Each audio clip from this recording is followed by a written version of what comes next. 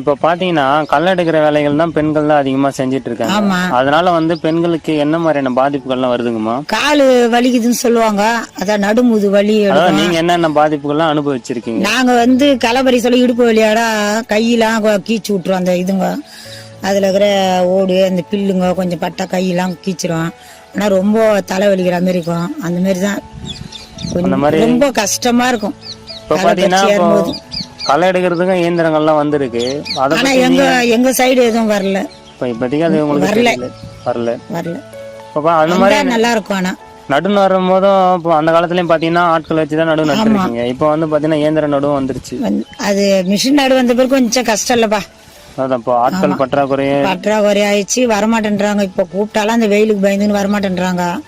அப்படி வந்தாலும் ஆளு ஒரு 5 ஆள் வரவங்கன்னா ஒரு 6 பேர் 7 பேர், ஒரு அப்படி மிஞ்சி போனா ஒரு 8-10. அதுக்கு மேல வரத்துக்கே கஷ்டமா இருக்குது. ஆளே இல்லை ஊர்லயே. இப்ப பாத்தீங்கன்னா இந்த இயற்கை விவசாயம் எல்லாம் பண்ண உங்களுக்கு விருப்பம் இருக்குங்களா? இருக்கு. ஆனா அந்த அளவுக்கு வருமான்ற ஒரு சந்தேகம் தான். அதாவது வருமானு சொல்லி லாபம் கிடைக்குங்களான்னு இதை வச்சுதான் நாங்களே பொழைக்கிறோம். மருந்து போட்டாதான் ஒரு 4 மூட்டை வரும். ஆமா, ஒரு 4 மூட்டை வந்தா ஒரு போட்டோமா விலை விக்கத்தை பொறுத்து தானே. இப்ப இயற்கை முறையில பண்ணா நிறைய மகசூல் கிடைக்குன்னா கண்டிப்பா பண்ணுவோம். செய்வோம் கண்டிப்பா. அந்த மாதிரி அதான் அந்த காலத்துல வந்த மாதிரி வந்ததுன்னு வச்சுக்கேன், தாராளமா செய்யலாம். கொஞ்சம் செலவு கொஞ்சம் மிச்சமாகும். இயற்கை முறையில பண்ணா செலவு கொஞ்சம் கம்மியாகும், மகசூலும் போதுமான அளவு கண்டிப்பா கிடைக்கும். இப்ப நீங்க மருந்துகள்லாம் பயன்படுத்துறதுனால அதிகமா செலவு தான். கரெக்ட் தானே? எல்லாத்துக்கும் செலவு தான்பா. இப்ப பாத்தீங்கன்னா நீங்க நெல்லு, தர்பூசணி, உளுந்து அதெல்லாம் பயிர் வைக்கிறேன்னு சொல்றீங்கல்ல, அதுல எந்த பயிர் நீங்க விரும்பி செய்வீங்க? விரும்பி செய்யறது தர்பூசணி தான். ஏன், என்ன காரணம் அதுக்கு? அது கொஞ்சம் கை தூக்கி கொடுக்குதுப்பா.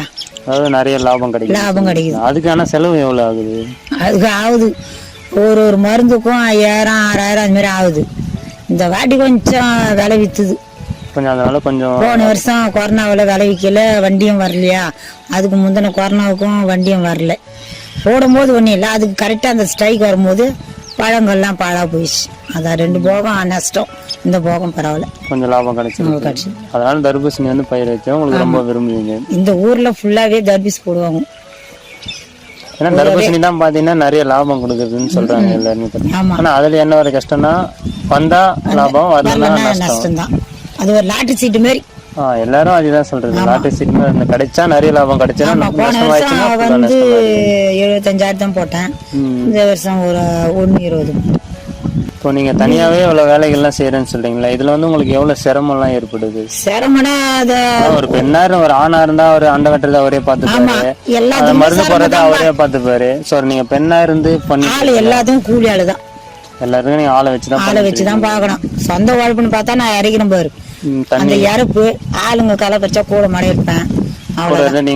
இதனால நான் ஒரு வேலைக்கு போறதுனால இங்க வர முடியாது. அதனால ஆளையே வச்சுட்டு சாப்பாடு மட்டும் செஞ்சு எடுத்து குடுத்துட்டு அந்த வேலையை மட்டும் நான் பார்த்துக்கிறேன். இப்போ இப்போ 9 வருடம் பயிர் செய்யறேன்னு சொன்னீங்கல்ல, விவசாயத்துல எல்லா விஷயங்களும் உங்களுக்கு தெரியுங்களா?